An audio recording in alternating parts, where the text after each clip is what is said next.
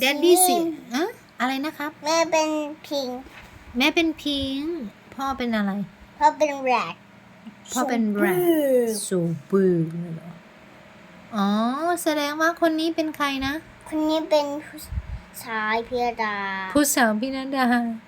คนนี้เป็นใคร คนนี้เป็นนาบุญ คนเนี้ย คนนี้เป็นพ่อ คนนี้ล่ะ คนนี้เป็นแม่ แม่นุ้ยเหรอคะ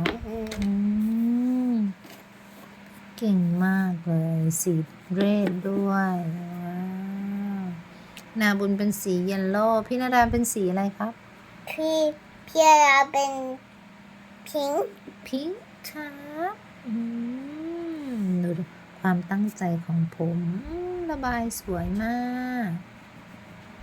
อย่าให้ออกนอกเส้นนะ